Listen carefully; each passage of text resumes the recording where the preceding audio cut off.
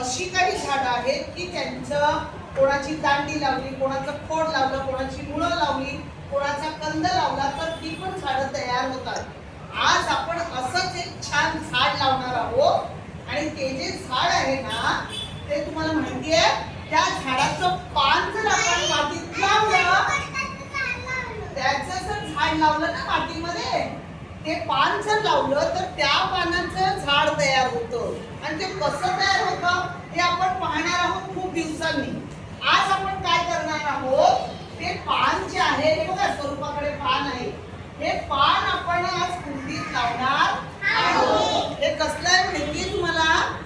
त्या झाडाला ब्रह्मकमळ म्हणतात. काय म्हणतात? हे जे आहे ना हे झाड असं, हे पान असं लावलं की ह्याला पुढे पुढे इथून मुळापासून सगळं अन्न मिळालं, माती मिळाली, पाणी मिळालं की मग ह्या पानांना दुसरी पानं येतात. मग त्याच्या दांड्या तयार होत, पानांना पानं, पानांना पानं, असं झाड तयार होतं. आणि मग ह्याला जे फुल येतं ना त्या फुलाचं काय वैशिष्ट्य माहितीये? तुम्ही कमळ पाहिलंय ना, कमळाचं फुल, ते कमळाच्या फुलासारखंच पांढऱ्या रंगाचं असतं, मोठं. पण ते काय आहे, हे फूल रात्री 12 वाजता हळू हळू हळू हळू हळू असं फुलतं. आणि ते फुलताना पण आपल्याला हळूहळू पाहिलं की आपल्याला दिसतं.